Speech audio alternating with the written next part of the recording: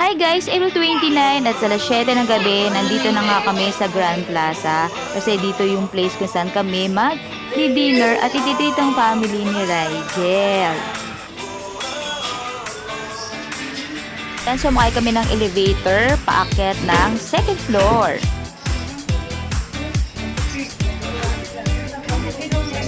At yan, nandito na kami sa second floor at dito kami magdi-dinner sa Sankin Taiwanese Hot Pot Restaurant. So ito yung place kung saan kami ititreat ng dinner ng family ni Rigel.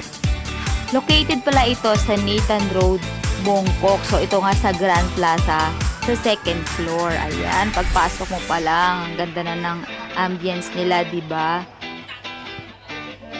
At yan, nakapwesto na nga kami dito sa table kung saan kami lahat ay kakain ng dinner.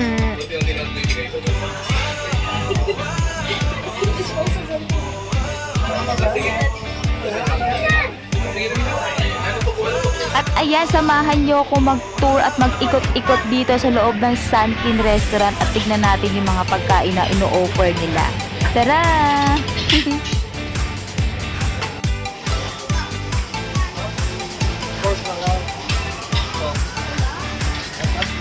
Ang Sankin Restaurant ay nag-i-start mag-open ng 11:30 ng umaga hanggang 11 p.m. So, ang siniserve nilang mga food is good for lunch and for dinner. At ayan yung mga drinks na ino-offer nila na pwede mong pagpilian. At ayan na nga si Mama, abalang-abala sa pagpili ng mga isasahog namin doon sa aming hotpot.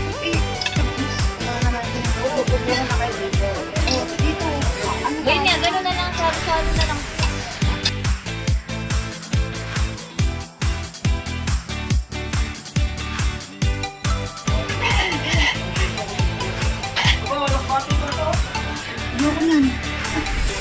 At ito yung area para dun sa mahilig sa kape at sa mga tea. At tignan nyo naman yung mga siniserve nila, talagang fresh na fresh pa talaga.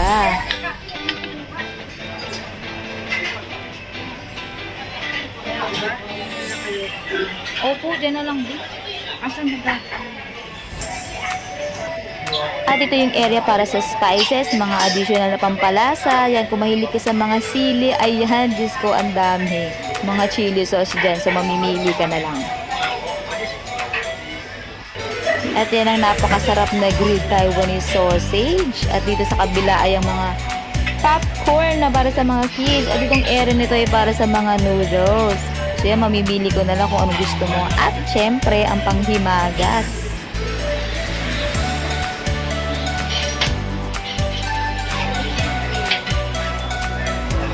At ayan, tara, all set. So ayan, papainitin na, papakuluan na lang ang broth. Ayan, tingnan nyo naman yung pagkakaslice ng beef na yan. Napaka-fine ng hiwa niya, diba? So ayan, ready na. Papainitan na lang namin ang aming broth.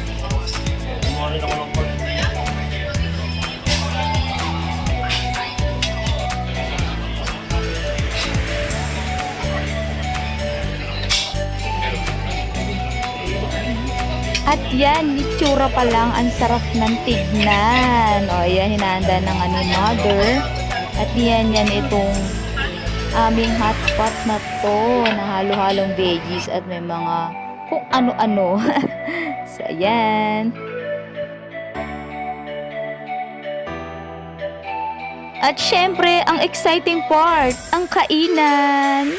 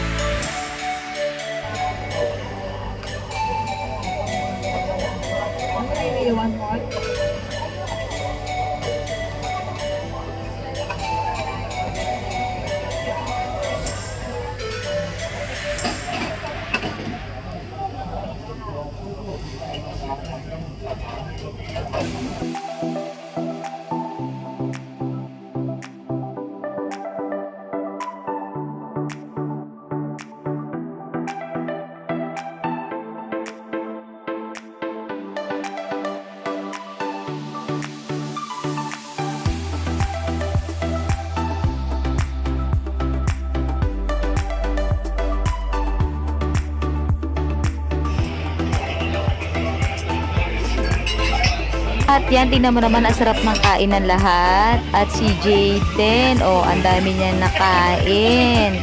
Yummy daw yung food.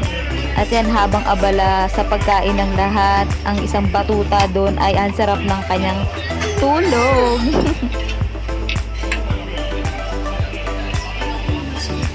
At itong yogurt na to, ay nako, ang sarap niya talaga kung mahilig ka sa yogurt ice cream. Sarap.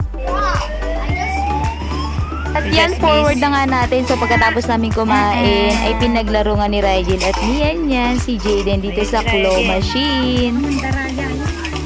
Let's try again.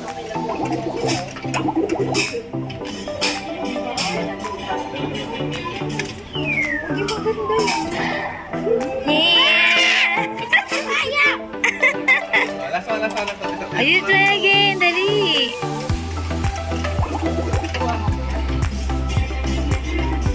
Oh.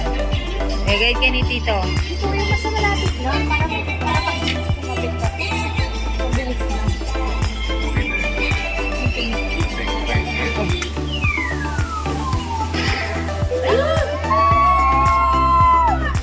Yay!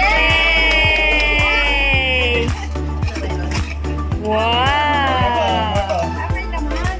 More pa. Si Andre ko ako. Dali. Si Andre.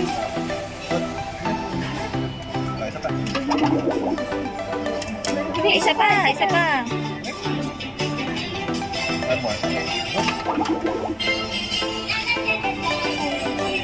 ba? Yung hindi. Ano yung blue? Yung dark blue. Hindi kaya. May daya nga. Sakot na ako may isang base. Naka-program na siya niya.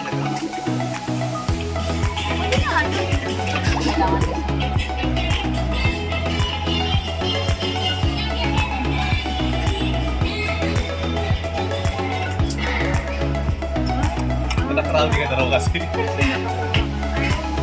Okay, so last one.